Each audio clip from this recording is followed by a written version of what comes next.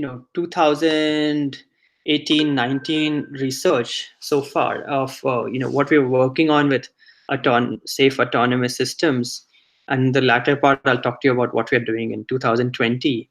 The problems have remained largely the same, but the way we approach things have much more interesting elements of machine learning and control, uh, and how we can use that effectively in balancing safety and performance. But let's start from the beginning, right? So this is a pretty presumptuous title of trying to say, well, what are the foundations of safe autonomy? I think we're only going to be chipping at it a little bit over here, right? So generally, this is just intro slides. Our lab is part of the Precise Center, and where we work on a variety of systems projects. And autonomous vehicles is only part of a lot of 1/3 of what we do, and there are many interesting projects, and there are about 37 to 40 PhD students as part of the Precise group. You can think of Precise as a sister center that is similar to GRASP, but GRASP is obviously much better known by you guys because you're all part of Robo to a large extent. And there are a bunch of faculty like you have with GRASP over here, and they range from very theoretical to also folks that are very translating theory to application across multiple domains. And there are many of these domains in terms of systems domains, and while these are the applications, we focus on the foundations of this system design, on how do you actually design systems to function effectively in safety critical or life critical environments. How do you make sure your controllers don't kill people or don't cause some kind of adverse condition, whether they are sort of devices that are implanted in your body, or whether they are autonomous vehicles, or whether they are controlling the environment in buildings and so on, right? Till this year, we also had, for 10 years, embedded systems master's program. In fact, just this morning, I had like 3 requests from people who want to join the program. But we are basically sunsetting that program this year, and because we want to do some kind of new kind of educational initiative based on F110 that is quite different from a traditional master's. But this program ran really well. It was quite exciting to actually run this program for the past 5 years. And yeah, strangely, I think it's a good year to stop, because with this coronavirus coming up, fall semester may be online, and lots of our Indians and Chinese and foreign nationals who make up more than 80% of the master's programs are trying to figure out whether they should come in fall or not. So in the past like 3 years, our students have gone to a variety of these companies, and like Drone Racing League, and to Zoox, and to different parts of Amazon AI and so on. And hopefully, more can get employed in this new world now. So in terms of research, like mostly what my lab looks at are problems at this intersection of formal methods, and like this linear temporal logic is one way of expressing things, formally. But it's really like, okay, well, you have some code, and that is used as part of a controller to, say, control the human heart or to control a ventilator. How do you make sure that that code does not force the plant into an unsafe condition? Or you have an AV, and the AV has to operate across a large number of different environmental conditions. How do you make sure? So the essential challenge that we face over here is that we cannot easily model the plant. We do not understand the plant model completely, or it is too complex to model it. But we still want to be able to answer this question at the bottom: is how do we provide safety and performance guarantees for closed loop life critical systems? So we use a variety of formal verification, reachability analysis, and quantitative methods to be able to capture the levels of guarantees that we can have in the performance of these systems. And inherently, most of the systems we work with have controls and dynamical aspects to them. And they also provide us with a much better specified problem. And we use a lot of machine learning capabilities in the design of the tools for this, right? So it's not about applying machine learning approach to a problem.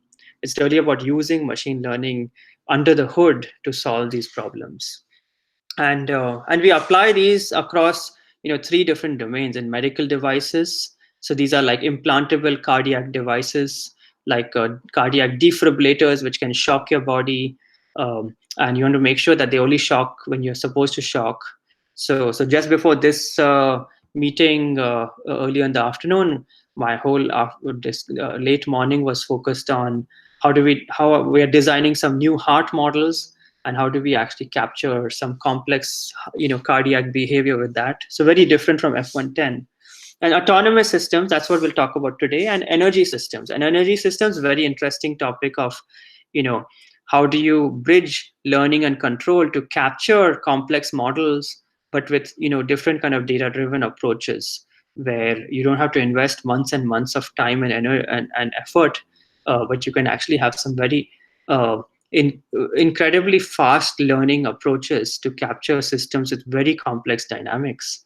So let's look at autonomous systems, right? So you all know, so usually when I present this kind of thing, I ask people like, would you like a Tesla with autopilot for your birthday? And then I basically go ahead and show them a bunch of crashes, right? So initially everybody puts their hands up. They're like, yeah, I want a Tesla.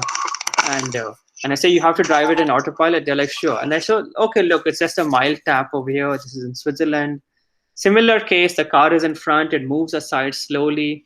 And then this other car, the Tesla that's driving that has the dash cam, it scrapes against the car on the side of the road. And no biggie, it's just a scrape. And then here's another case, where this car actually goes and crashes into a street sweeper, and a 24-year-old dies on the spot. And I think I showed these videos at the early part of the semester. And so the question is fine, we are not trying to beat up on Tesla, but essentially they are the only dash cam videos that we have, right? And so these are the kind of questions that we ask as part of this Department of Transportation Center that I direct at Penn. And so this is a joint center between CMU and Penn, and it's a $14 million center for 6 years now. And this is the third such center we've been running. And it's the largest sort of DOT center. And so one of the problems back in 2016 we started focusing on was, well, what's the driver's license test for driverless vehicles? How do we bound and minimize the risk in these driverless vehicles? As you get into a new AV, how do you know, what's a benchmark, right? That can tell you how safe this vehicle is, under what conditions it actually drives well, and under what conditions does it not drive well, right? When you get into a car with a friend, then you kind of know that to some extent, right? And there is some implicit trust. But for a machine, we should actually have no implicit trust, but we actually estimate or are overconfident about the machines thing, right? Because we are used to aircrafts, we are used to well-behaved and high-performance machines, but those have gone through a lot of rigorous tests, and these haven't, right? So back at back in 2013, so quite a while ago, Toyota came to us and they were like, can you help us with our problem? We want to make these AVs. We know how to make these AVs, but the insurance company has told us, well, the driverless car, driver is not driving the car, so the driver doesn't pay the insurance premium, but Toyota has to pay now the insurance, and that would end up to becoming like $1 trillion liability. And the more vehicles they make, the more liability they have. And so far, Tesla has got around that by just saying, A, you are in charge, put your hands on the steering wheel, and B, we'll also sell you the insurance directly. You don't have to buy it from some auto insurance company because we understand our vehicle better than them. And so you can get it cheaper. So most people just buy insurance from Tesla themselves, but that also means that Tesla is underwriting that liability, right? So So the question then was, first, how do you define safety, right? That's a difficult problem, right? I mean, so let me ask a poll to the class, like, so what would you say is safe enough, right, for an AV? Like, when would you get into a car and say, oh yeah, it's safe enough? Not when is it? I mean, uh, yeah, utopia. That's a good answer, but but what would be a way to know how safe the AV is, right? I mean, what's a benchmark? What's a way to say, yeah, when its behavior is understood, that's a good point. So, but you can understand the behavior of something, but that doesn't mean that you can understand the risk that system, right? So yeah, under what conditions it fails. So that's also a good point. But now, how many conditions are you going to look at, and how frequently are you seeing those conditions when you drive, right? So obviously, this is a complex question, and most people say, well, in the case of AVs, if it's better than the average driver, statistical stuff we saw in the last lecture, and so on, right? So basically, it's quite hard to define safety, and we'll look at that first, right? The third problem is, like, what they wanted was to say, look, can you just give us a tool that can go and search for these unsafe, conditions, and be able to just pinpoint them before we put the car on the road, so we can actually go and fix them. So can you find, the most unsafe miles, and under what conditions the vehicle is, going to be unsafe, in a preemptive manner, right? So before you actually go into the real world.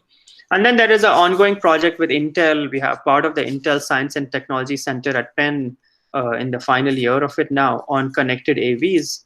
And that's so you all know how these AVs work, right? They are taking in, like, different, sensor, like from RGB cameras to depth cameras to optical flow. They're doing, like, object detection, semantic segmentation, feeding all of that into the perception pipeline. They're going through the mission planner, which is saying, okay, well, how do I go from here to Manhattan? Don't go to Manhattan for a long time. It's a bad idea. But uh, and then the behavior planner is saying, okay, well, I need to make this left turn, get onto that on ramp, and basically make these kind of discrete decisions, right? To overtake, or to stay in the lane, or to change lanes, or to brake, and so on, right? And the local planner says, well, if I need to get onto this on ramp, then, okay, fine, these are the feasible trajectories. How do I get to that, right? And it's doing this sense plan act, about 100 times a second now, and basically outputting the steering and acceleration inputs. And you are doing this with your cars, right? So, but what makes this problem hard is that, first, of course, we have nonlinear vehicle dynamics, but there's also mode switching, right? Which is in these decision problems that, if this vehicle is driving on a straight road, then should it and there's a slow car in front of it. So when does it switch from, lane follow to lane change, and then overtake that vehicle and switch back? So it's making a discrete choice over there. So we have continuous dynamics on one end, and we have discrete decision controllers on the other side. And essentially, we're trying to figure out, well, how do we actually now model the vehicle with these two aspects? But we also have another aspect, that are these rules, right? The ego vehicle must maintain speed limit, must not crash, must complete a lane in order to do a lane change and take a left turn, it has to finish this lane change by this time, and so on, right? So there are all these kind of higher level traffic rules, behavioral rules that are there, or cultural rules. How you drive in, I come from Bangalore. How you drive in Bangalore is so different from how you drive in Philadelphia. In fact, I learned to drive only in Philadelphia, and I can never drive in Bangalore now. You could do it the other way, but you can't do it this way, right? It's too late. So the question then is, okay, well, if you have a set of requirements, right? If this car is trying to do a merge, and it's pretty risky merge over here, it comes really close, but it has these requirements. If it slips, recover in 3 seconds, stay within lane markers, maintain a minimum distance. And then we make a model of this, right? And then we say, okay, well, we've modeled this world and we verified it for these requirements. But there's a big but now, that, well, the real world is really much more complex and much messier than this nice Unity, rendering of the real world, right? So, um, in fact, the dynamics of the vehicle over here could actually have slower actuator times, like for the vehicle model itself, than we modeled it to be. Or there could be black ice, and I don't know where the black ice can be, but the vehicle can skid on that. We predicted, we modeled only like decent Seattle and drivers over here, but here turns out to be like a Boston driver who's way more aggressive, and we didn't model that. And so if this car was planning to go on this red trajectory, but it skidded, it recovered as its requirements should be, to satisfy its requirements, but then it's entering the highway now at a different velocity and a different angle. Now, is it still safe? Right? I mean, it deviated from the idealistic behavior, but reality is always deviating from this idealistic behavior. And so the question is it still safe, or does it become unsafe? And this is where we have to think about this binary of safe and unsafe as being overly simplistic, because it did satisfy its requirements, but is the resultant output because of the deviations, we have not necessarily verified that particular deviation, right? So what about these marginal cases? Like, say if this car is trying to do an exit, it's pretty close to the other car, so it's kind of unsafe. If it's even closer, then it's even more unsafe, and so on, right? So we need to think of safety as a spectrum of vehicle safety, and have a continuous measure and a quantitative measure of what safety is, right? So, but that begs us to refine our question from, does this autonomous vehicle satisfy the design requirements?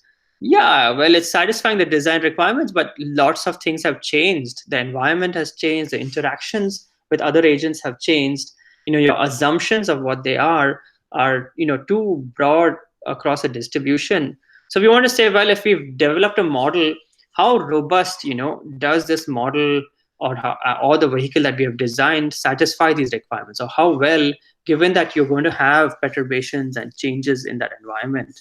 And so here we want to sort of describe this as a spectrum, where if I am, in the middle or closer to the red side of the spectrum, where I have a model of the AV and it cannot tolerate any disturbances. Any deviations in the model and the system will invalidate our verification results. That means that it's a very brittle model.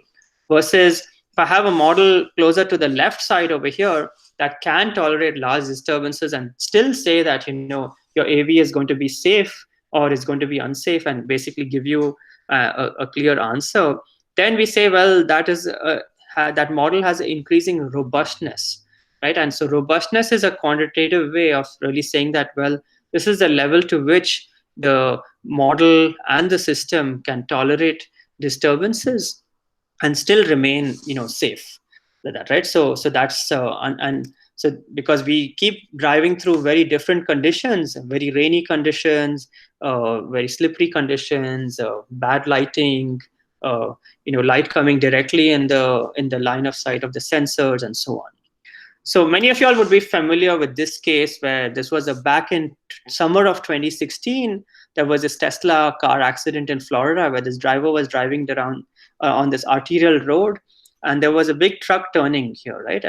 And so the Tesla car at that time, it saw this trailer, which was a big white box, and for some reason says, well, I see the trailer, I don't know what it is, I'm just going to drive through that. The driver was watching Harry Potter at that time, and then the car basically just went underneath the trailer, and it got cut off.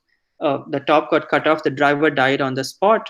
But then the car continued to drive in autopilot now, going across the road into a field, broke through a fence, hit a power pole, and then kept driving till the axle basically broke, right? And so then we were like, okay, well, this is this is a really bad case, but what can we learn from this kind of case, right? So initially at that point, we started working with Grand Theft Auto. We were like, hey, we can change the weather, we can change the lighting. In fact, we can change all of these conditions that this car is driving in, except making the car go under the truck.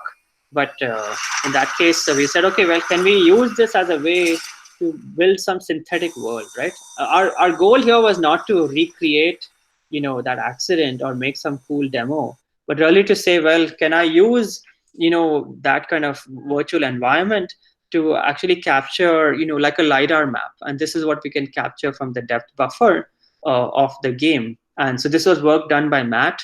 And and so this is sort of the truck that the car is going to crash into. You can see very clearly. In fact, you can get this LiDAR map from any perspective like that, right? So, the whole idea here is that can we use now this game engine's world as a way to capture virtual sensors, like I showed you in the previous slide, of getting depth, optical flow, semantic mapping, and then run them through, and capture visual information. We can put as many cameras on the car as we want and drive them through that environment, and then run them through, perception and planning pipeline, and do that in real time, right? And essentially, the idea is, well, how do we can use this to test these AVs now in a virtual world before we get into putting them on the real road, right? And that brings us to, well, how can we synthesize like these low robust scenarios? Can we identify, the cases where the vehicle will perform,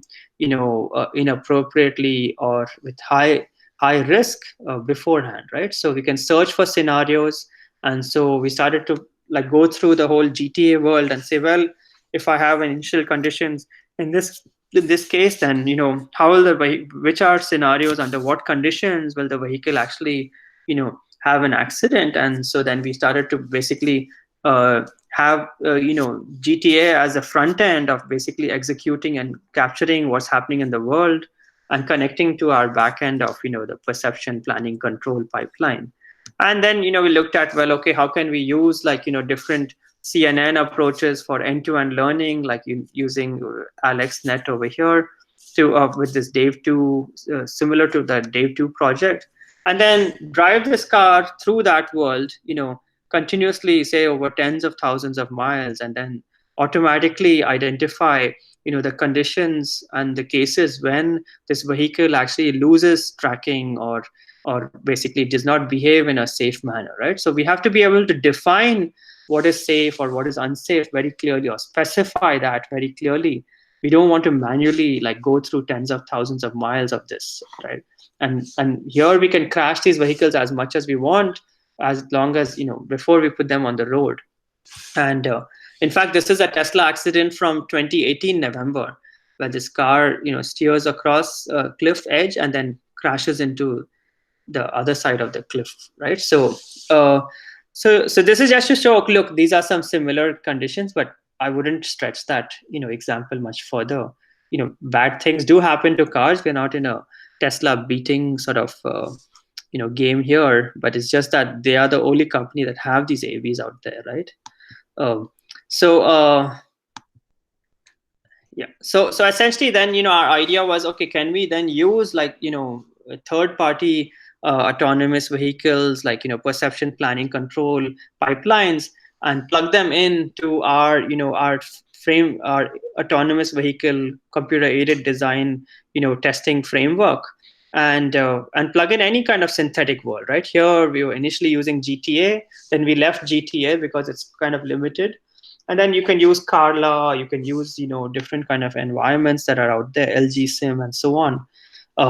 And then we could have like a console that basically allows us to now control different scenarios like that, right? So, and essentially here we have like different driving scenarios, like T-junctions, merges, highways, off-ramps. And in this T-junction case, now we can sort of run through and do a gradient descent search for under what conditions, like lighting, weather, environment, interaction with other vehicles, is this vehicle going to basically get into an unsafe mode? And unsafe is, you can describe that by, say, your time to collision, and say when we get to a very small time to collision, then those are marked in terms of our robustness as a low robustness. So we can have, how do you initialize the scenarios over here? What kind of weather conditions it can go through? And what kind of safety specifications we have here? What kind of properties are to be maintained? And when is it considered to be like a violation or a counterexample of this safety condition? And so one interesting study was done earlier in 2000s, where there were over 6 million accidents and near accidents analyzed. And they found that in almost 99.4% of the cases could just be binned into 37 driving scenarios. That means you can just think of them as, well, there are straight roads, curved roads, merges, overtake conditions, but there are just these 36 scenarios of unprotected left turns, roundabouts. And so then we said, hey, why don't we actually create all of these scenarios and then go ahead and analyze them, right? So here's an example of a vehicle trying to make an exit on the highway, and then it spins out of control. And this is not something that was manually generated. It's something that was it's a procedurally generated counterexample visualization. That means we are searching through many of these instances and trying to search for when does a vehicle actually violate the safety constraint. And so then we can go ahead and analyze what happens in that situation, and we can see, okay, well, in this case the vehicle switched from the highway speed controller to the exit speed controller a little too late, and so past this point of no return over here. And then the vehicle was driving it was going in too hot, and it had some safety properties like don't crash into the other vehicle, and don't get onto the shoulder. And then it basically jammed its brakes too hard, and the vehicle has dynamics and it skidded over there, right? And so all of that, there are many, almost like 43 different dimensions to these models. And then we can identify when while it's trying to maintain certain safety conditions, it's going to violate some others, right? And when does that happen, right? And why does that happen? And so in fact, our testing allowed us to return like a table of robustness, and anything that was very negative, you could click on it and it would potentially generate a counterexample visualization like this video, which our Toyota partners were like, hey, this is really useful because now we can explain to our field engineers what's going wrong with their pipeline, right? And so anything that's very negative or has low robustness is what you want to analyze. So, and then after that, back in I think 2015 summer, Matt went to Nagoya in Japan. I have a friend there, and he spent some time with the AutoWare group, and they actually implemented like a local planner on a Toyota Prius, and they rented a actual highway lane. And so then we could go and test some of these conditions as part of that. And the idea here is that you want to do a lot of this offline testing in simulation land, in virtual environments, before you go to real environments. That's speaking idealistically, right? I mean, it does not happen as cleanly as that yet, but that would be a potential pipeline that here. Here, of course, the left lane was rented out, so there was no other traffic on that left lane. But it's just sort of like early stages of evaluating like a local planner, right? So I'll just pause here if you guys have any questions, right? So far, any questions so far? I haven't been able to look at the Q&A. Yeah. So what questions do you guys have? You could just ask them because I can't see the... These 36 or 43 scenarios that you mentioned, were those like analytically based on the like multi-agents or various layouts of road, or were these also considering various environmental conditions that could make things wrong, like the extreme conditions? Yeah, that's a very good question. What are we actually have so in that case, in these Unity based scenarios like these ones over here, what we used right at that point was nothing, was basically assuming ideal perception, and in that sense, let's assume that we have perfect perception. Now, is the decision logic of the control actually doing its job correctly, right? So are we making the right behavioral decision for the vehicle? And that's what we were looking at here. So I was thinking like this might we end up. evaluated everything was parameterized, right? I mean, including the initial position, the speeds of the vehicles, they were all across ranges. Even the sort of curvature of the road and the gradient of the road, all of that was across a range of parameters. So we had to scan across all these parameters.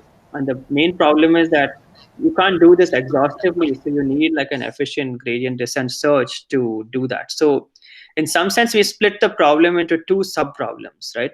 There is the perception interface to the planning, which is largely, I think, where a lot of the problems are. And then there is the other part of the problem that's saying, okay, let's assume you have idealized perception. Then, what are the problems in behavioral control over here? So, and we were looking, in this case, we were looking at the latter part. Hmm.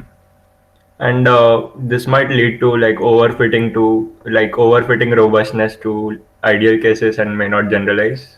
Yes, definitely. I mean, and I think our biggest frustration at that point was that, first of all, look, these are pretty simplistic worlds, right? And they are toy kind of worlds. And so our Toyota partners were like, yeah, this is good, but your vehicle models are not as complex as our real implementations. And we couldn't implement their models. First of all, they wouldn't share the code of their actual like work in development. And Hmm. second of all, they won't. Those models are too hard to. I mean, the code is too hard to actually capture as a model, also, right? So we had much simpler models, but not necessarily trivial models, but definitely way simpler than real models. So the kind of examples, like this example of this vehicle skidding out of control, was kind of like, for them, they were like, yeah, this is obvious. Can you show us something non-obvious? And to me, that was like we were stuck, because how do you show something non-obvious when your environment is actually kind of limited and your models are also kind of simplistic? So then we said we had to follow a different strategy, right? And that different strategy is what I'll come to a little bit later, uh, because we have to actually basically work with like naturalistic driving behavior, right? We have to be able to capture the real vehicle behavior and then say, okay, well, this is a behavioral model of an actual vehicle or set of vehicles along this highway. And so rather than saying here's a generic, exit, I mean, if any of y'all drive in Philly, you'll know that the South Street exit is a horrible exit, because there is a very short merge on South Street, and you're merging onto a very high speed lane. You're merging onto the fastest lane, and it is super scary and super dangerous to get onto that South. In fact, I always avoid it, and I take a longer route to get onto the highway than use the South Street. So that the topology and the kind of driving that is in near that exit is very different. And many researchers actually look at what topologies of these roads and exits and intersections are more accidents caused versus less accidents caused, right? So there is no such thing as a generic exit.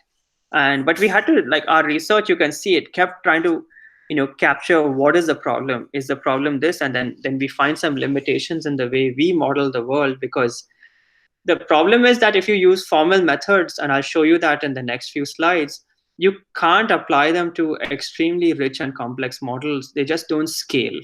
And so we were trying to figure out what's the balance between realism and being able to do formal verification with the machinery that we have. And that, of course, led to a lot of frustration, because the formal methods are, well, in theory, they are able to solve these problems, but in practice the tools don't scale as effectively as we would want them to scale.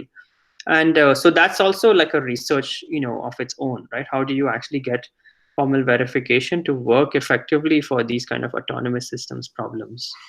So, but these are research questions, right? They're not answering your question with a very clear answer. But I'm just telling you that doing research also is quite frustrating at this level, because you have a kind of a demand and supply. The demand is that the problems require a lot of complexity, right? And then there is no end to how much complexity you introduce. So now we have way better simulators today with way more complexity than what we had with GTA and Carla, but they are still a way off, right? I mean, by a way off, I mean like orders of magnitude away in terms of the complexity.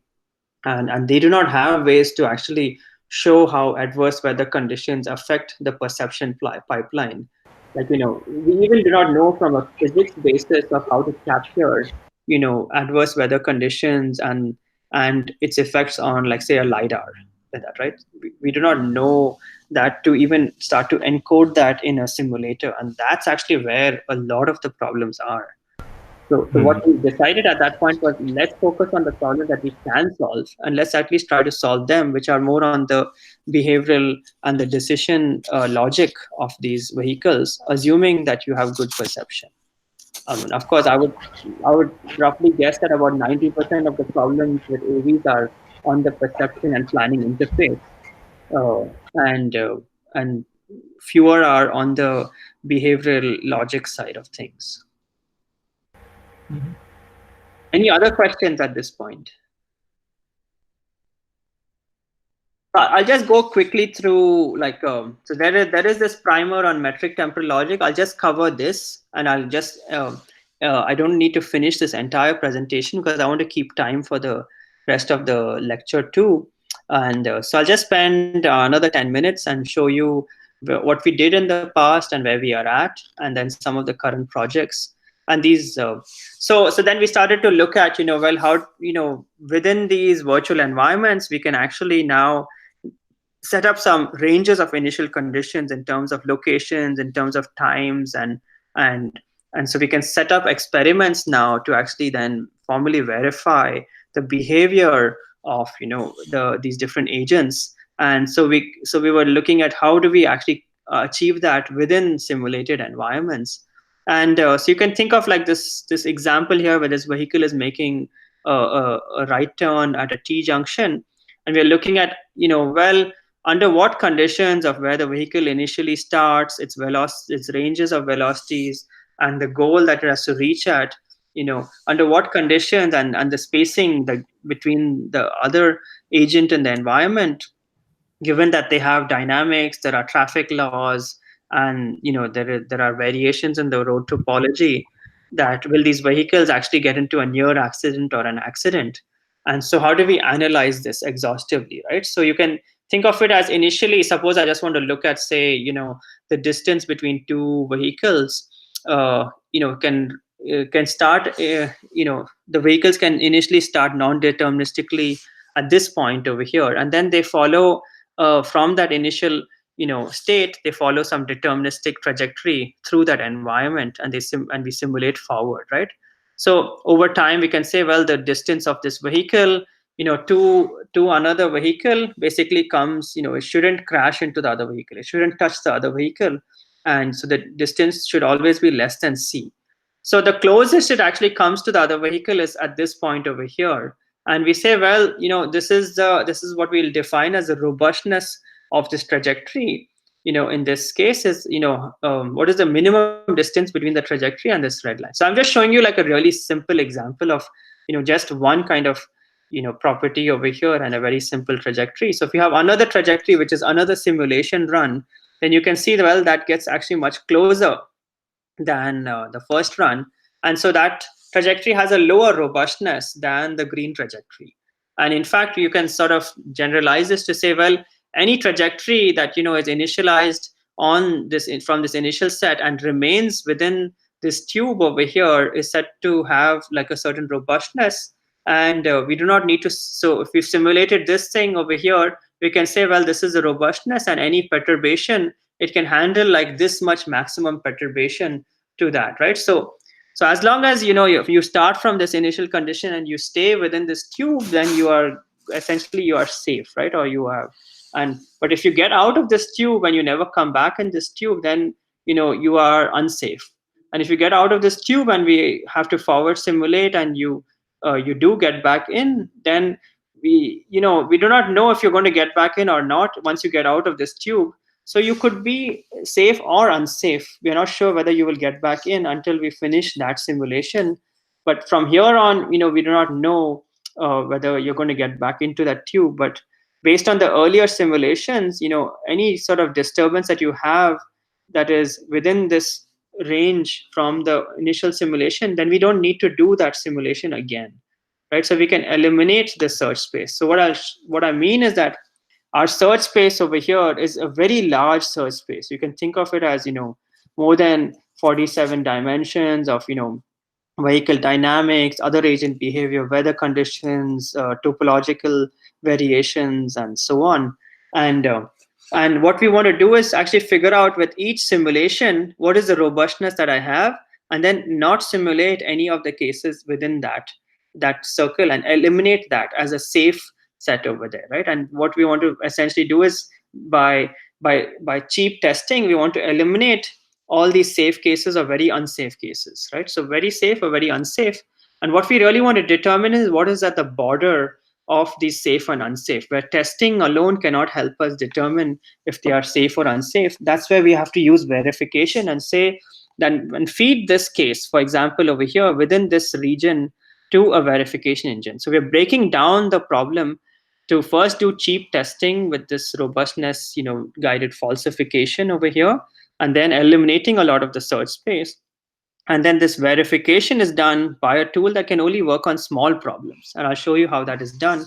So for this case, we define all of this in a certain logic, right? And that's called like a metric temporal logic. And we'll go through a short, you'll look at a tutorial of that in the video link I sent you earlier today.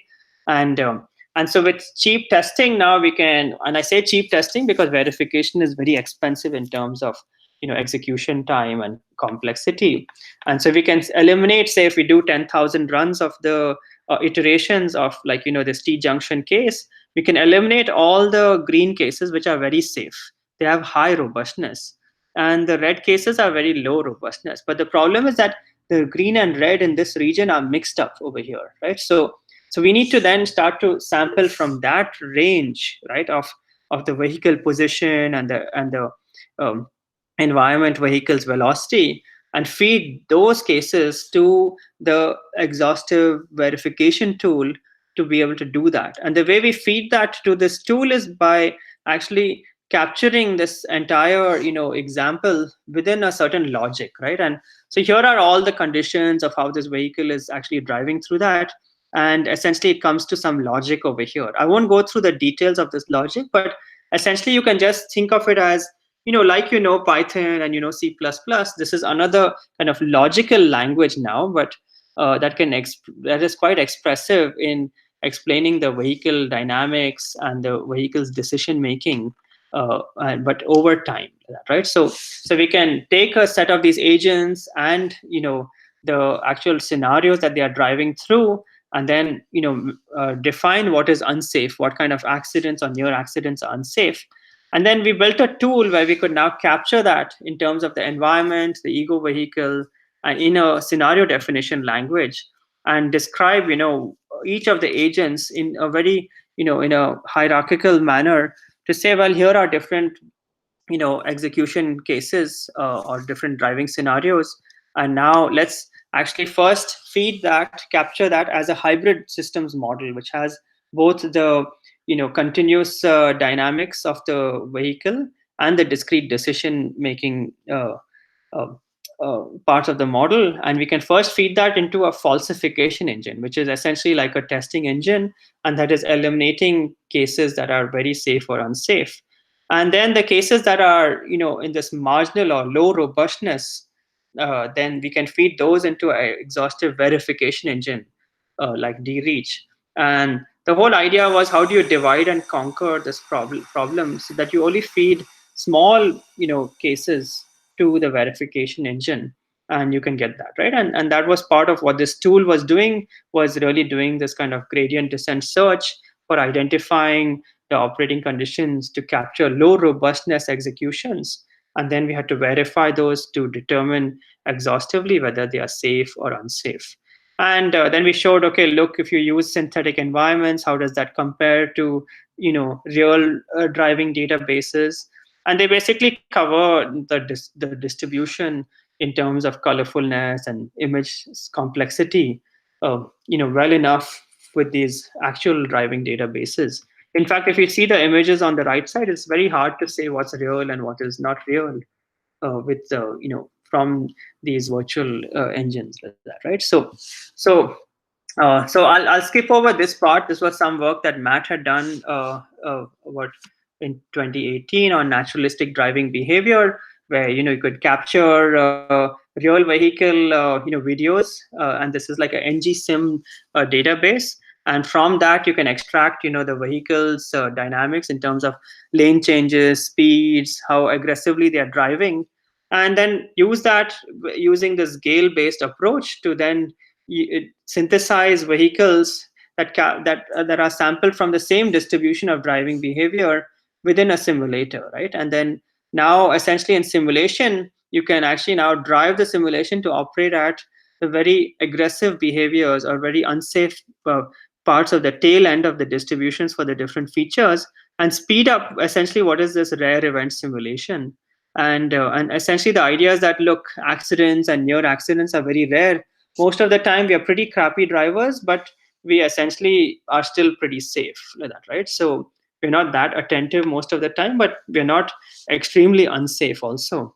So how do we capture these rare events effectively, right? And but the whole point is to graduate from these very synthetic, artificial, overly simplistic models to capturing now with some machine learning techniques the distributions of the behaviors of real traffic, to say, well, in this particular highway, as treating that highway as a scenario of its own right, this is the kind of behavior that you'll see, right? And then as we gradually went, so then we also have a second lab in the Innovation Center, in the building that is at the entrance of the Innovation Center near the security box. And then we have like a Toyota Prius that is at the end, which we'd love to use more. We haven't used it as much, but that is a car that we can that already has the mechanical contraptions to make it controllable with the external system, a computer-based system. It was used in the DARPA Grand Challenge, so anyone who wants to work on a real AV can do that. We also have projects on in the drone cage over here on autonomous air traffic control, but that's a very different project. But that's also a very interesting project that we are actively working on. I organize a lot of these AVs and autonomous, transportation sort of summits. And one we had on trucking, and now we have many projects based on, how do you use computer vision effectively for digital mirrors with trucking that replace these optical mirrors and that are much more effective. So you can analyze the traffic around the truck, and the truck can become much safer. Because for trucks, essentially, you want to figure out how do you go from 6 miles per gallon to 8 miles per gallon to 10 miles per gallon. And so there the focus on automation and assistive autonomy aspects is very important, and it's very clear universally across that industry. There is a focus to do that, right? So and if you think about a truck, every mile that a truck drives, it costs 22 cents to pay for the truck and the driver, and it costs 11 cents essentially to insure the truck, right, for safety. So we work with some trucking automation companies on coming up with new digital mirrors and computer vision problems. So if any one of you all are interested, we'll have many projects over the next year on that kind of thing, right? So we covered robot safety laws with RSS, and essentially, there are many cases with RSS where RSS itself fails. But I'll skip over this part. There are some very interesting cases where RSS fails. And so I'll just show you this one video. This was a demo of Mobileye, and they ran through a red light in the demo with the journalists, and he just actually I'll put the audio on again. So, so the Mobileye guy just says, "Oh, po, po, po, po," and and that's his response. And if you actually look closely into what's happening, there were two schoolgirls just trying to cross there, and luckily, they didn't hit them during this video demo. But so we look at like how do we actually now understand and implement the actual parameters for RSS kind of things. And so we recently, just last week, we got a paper accepted on how do you actually come up with the parameters for RSS for different driving situations. And so I'll stop over here in terms of the past research. What I want to show you very quickly, and I will share with you my screen, and just some of the recent projects, right? And let's see, Chrome tab. I think I have way too many tabs. Okay, so let me just show you my entire screen. So one project, and I will share with you guys, these videos over here. So just let me know if you can see this, right? Can you see this? Just say verbally yes or no. Yes. Okay, so one project is actually with two, and these are all with last semester's F110 students, and they have actually made really good progress this semester. One is on learning-based MPC, right? And so here the idea is that look, you're going to drive along this track, and with every iteration that you take, how can you improve your driving? By lap 5, they are at a top speed of 1.2 meters per second. By lap 25 over here, you can see they're going a little bit faster now at 3 meters per second. And here they're just learning on the fly, right? I mean, it's not like something that is done, you know, uh, offline separately. They are, with each iteration, they are actually replanning and coming up with a better overall set of trajectories. And then by lap 60 over here, you can see that it converges to an optimal policy with a top speed of 60 miles, 6 meters per second, and they're also doing some drifting over here by that, right? So and uh, and and and if you actually have low friction, then you can actually see that the drifting is happening even much more in this case. And so here, and then they just earlier this week they were also looking at collision avoidance with where they add random collisions now after the training and see how effectively it works, and how much it deviates from that, right? So, and then with low friction, what is the collision avoidance? And so you can look at this page, with the learning MPC project, and this is with Bai Hong and Yua Wei, who are both from last semester's course. And one was more interested in the vision part, perception part, other was in they both were interested in learning and planning, right? And uh, and so we picked this project, and now we're taking this project forward. I think they made and you they spoke to you on the MPC lecture, so they actually learned this like really the hard way, and they did it really well. And you can see the really impressive way it converges very quickly to the optimal trajectory that way, right? So that's project one. And let me know if you have any questions. Just speak up. So project two is with Yash Trikanand, and he essentially was very interested in looking at global planning, right? And so here the idea is, we'll give you a blueprint of like say Levine Hall, and this is just like the AutoCAD blueprint, right? And it'll automatically extract, what are the lengths of the corridors, what are the corridors themselves, where are windows, where are doors, and then it'll extract all of that, and then it'll start to plan out now in this big graph how to have, if I have a set of like say 6 F110 cars, how can I actually go and drive them around? But I do not have like rich features to do that, right? So normally if you do slam, you have to manually go and drive to that environment for the first time, and then you can do slam, like then you can actually race the car and do pure pursuit or any kind of other planning algorithm after that point, right? Once you have captured the map manually.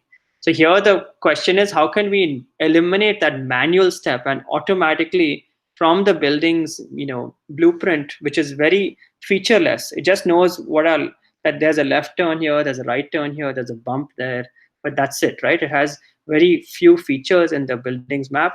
It also shows an idealized version of the building that is uncluttered without any objects in it. So the first stage is how do you go from a blueprint to actually capture and global planning of multiple agents. And then he's collaborating with Dhruv, who's your course TA, who has done the vision-based photorealistic simulator for computer vision-based navigation. And essentially he is now going to procedurally generating, now not procedurally generating, but essentially taking like a YAML file that describes the different features and elements of the map, and automatically generating that in Unreal Engine. And so this morning we were just brainstorming how they would effectively do that automatic generation before the end of the semester. And essentially that's creating a kind of an initial visual representation of what Levine Hall would look like if it just had a few fixed set of walls and corridors and doors types. Then the vehicle would actually drive through this and actually then capture the real map, but it can drive through it on its own because we're giving it like a global plan of how which kind of paths will the vehicle drive through. And so if you have two agents, then one is going to cover this part of the corridor, another agent is going to cover this part of the corridor, and they can basically generate a full map, but they are collaboratively doing a map generation. But when they do that, then they also identify what objects are around, and they update this visual map, right? And essentially this is like a iterative map update where but you're doing all of this automatically. You do not have any manual steps to do that, right? So that's this project. Third project is on automatic valet parking.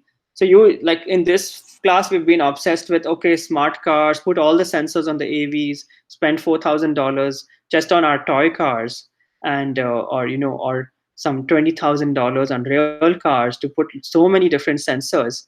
But here we were like, why don't we just have an automatic valet parking for for not so smart cars? Can you go to like any parking garage, just drop your car off at the entrance of the parking garage, and then it'll connect to your car over Android or whatever interface to your car, and then it'll just drive your car into the parking lot.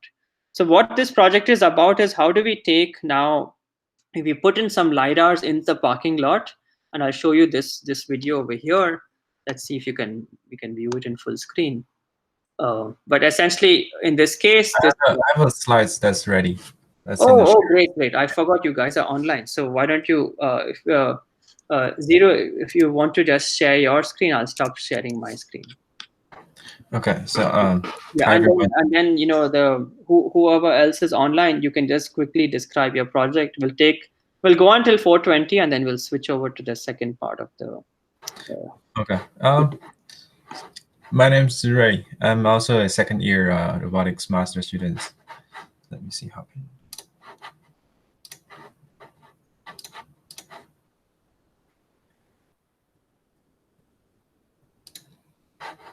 All right.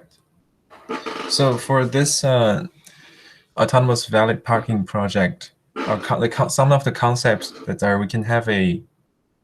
You guys can hear me, right? I just want to make sure. Yes. Okay. Some of the concepts is that we can have a fixed and smart infrastructure, but not a like a smart and fully autonomous vehicle. We have a normal vehicle, but with a remote parking, remote driving functionalities. Then we want to have a multi-agent coordination so that we can achieve better throughput than the valet parking system that we have now. Our proposed pipeline is that we can accept the vehicle, we do the localization with the LiDAR and deep learning on top of the point cloud. Then we, with the positional and orientation information, we generate the trajectory to navigate the car. Then we park the car with positional feedback. Here is a small demo that we did with parallel parking. We'll come to this video at the end. This is our experimental setup. So in the mLAB, we have a playground that is basically covered by a 3D LiDAR.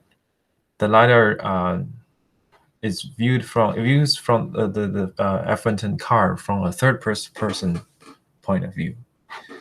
And we use a deep learning structure called point pillars that we learned it actually on the real car database, but it just works right out of the box with some tricking on the F-110 cars as well. So this deep learning structure will generate bounding box and orientation of the car. Then with the inferred pose, we also coordinate the odometry from the VASC system inside the car into the system, so we can continuously track the car, its position and orientation.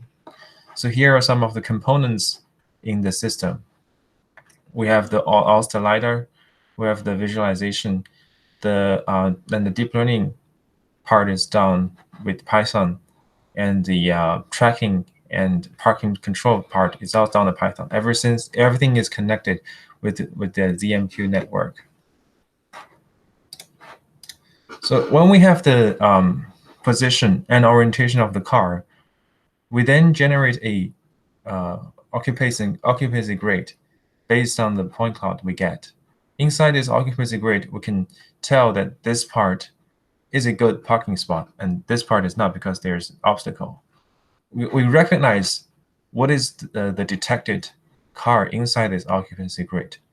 Then we generate a trajectory that navigates the car from this position into the starting position of its parallel parking maneuver.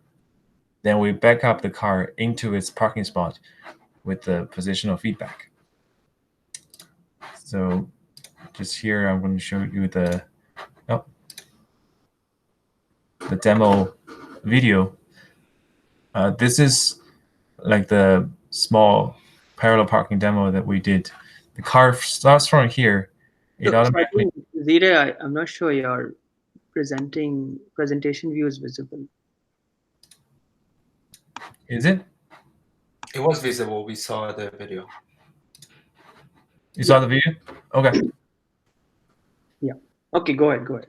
Yes, it's pretty much this. This is what happens. The car follows a waypoint that's generated to the starting position. Then they do a two-step parking maneuver. Basically, it's just full through steering to the right and full steering to the left and backing up into the position. Yes, that's pretty much it. The parallel parking demo. Yeah, so this is using the Ouster LiDAR, and essentially they gave us an Ouster LiDAR to see what we could do with it, and I think they're very this was also a project suggested by the Velodyne CTO to say, well, this is how LiDARs are being used in some projects in China, where they're not putting it on the cars, but they're putting it on the infrastructure. And so there are many interesting projects where you actually have LiDARs on the infrastructure to help the active agents in the system, right? And that is part of the work that Zira is looking at.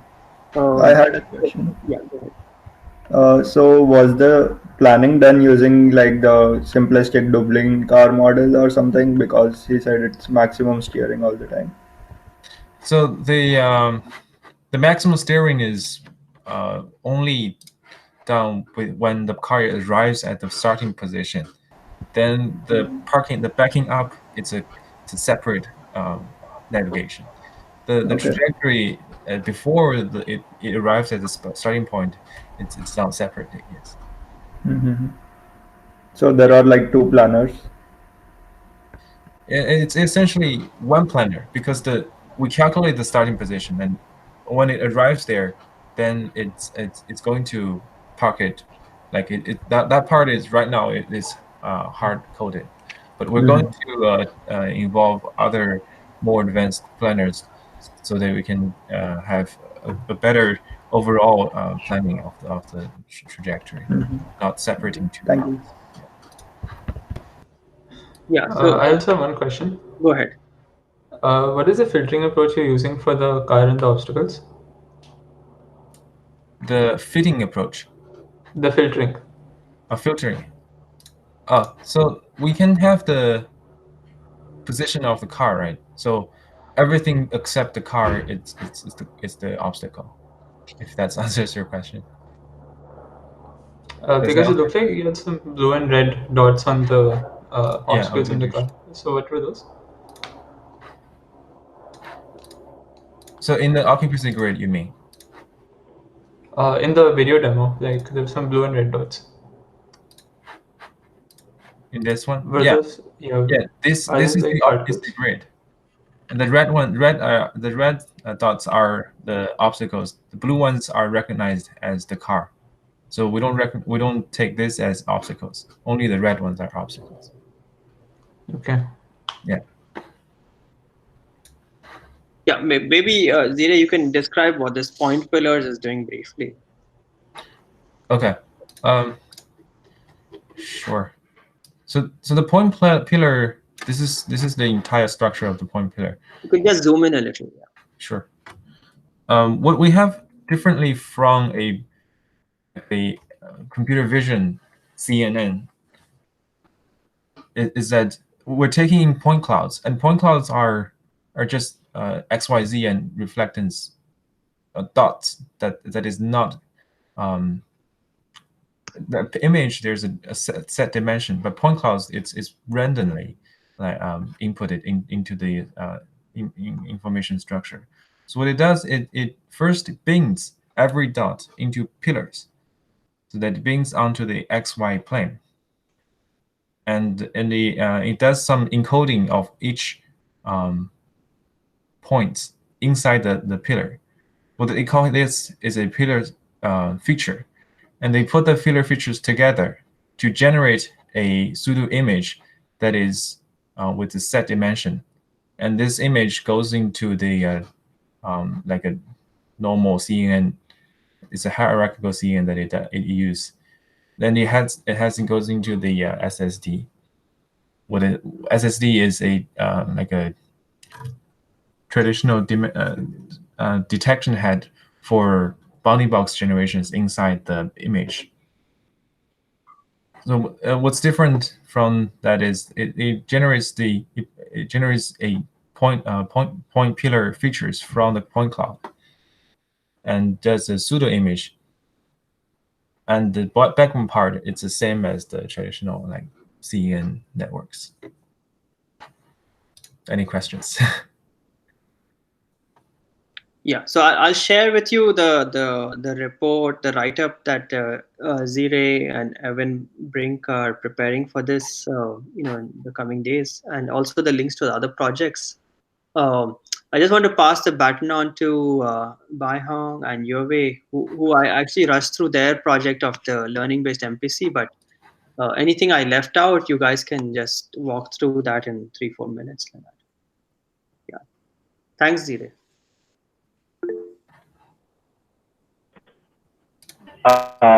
We actually don't have much to add. Okay. That was a very good description of the project. Okay, yeah. I don't have much to add to that. I think one of the questions is, can we share some readings on learning-based MPC? I think, yeah, we can definitely share. I think there are different ways, but for your project, I don't think you want to attempt this. There's not enough time to do this, but we can definitely share that there are a couple of different approaches. And in fact, we even are collaborating with the author of, from Berkeley's MPC lab on how this was implemented, and want to do this now for multi-agent behavior. So if any of you all are interested in doing research on learning MPC, then this is a good project to continue on through the summer also.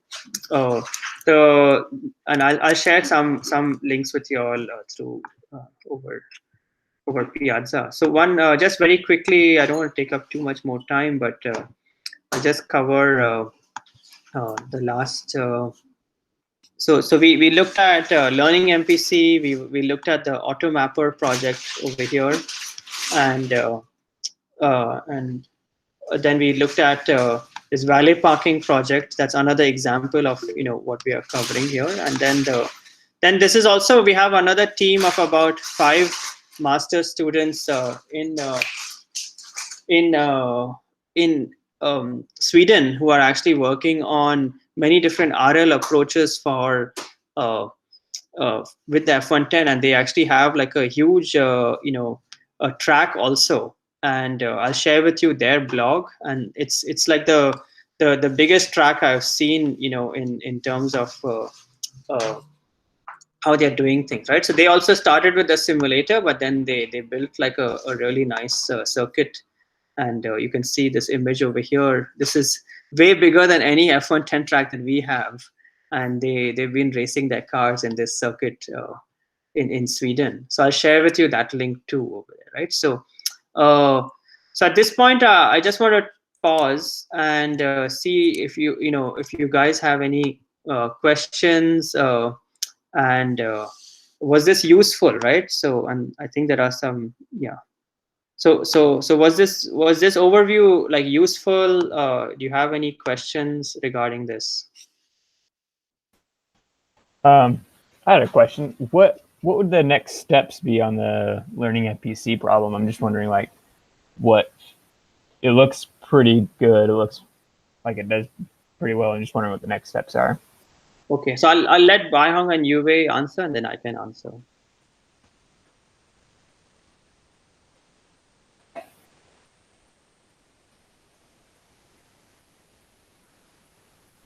Yeah, Yue, if you want to give it a shot, what do you think are? Yes, like now we are using a dynamic model. It's a single track model. So we were thinking change the system identification to other dynamic models. That's our current focus on. Thanks. Yeah, so I think another perspective is, which is past, like this is their independent study for this semester, and I think they did a really fantastic job with getting this to work. And usually it starts with, we are always building our research on the shoulders of other researchers, right? And to get this, so this is single vehicle, with obstacles, and even the people who originally made this didn't look at obstacles.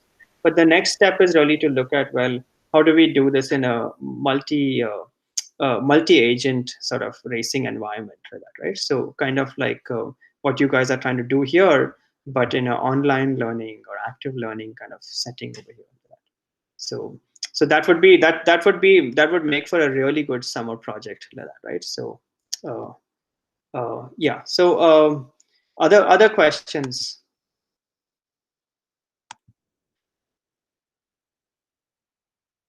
Okay, so I'll stop at this point. It's 4:20, and I'll hand it over to Billy, who will then go over, the project updates, and then we can continue with the actual course project discussion.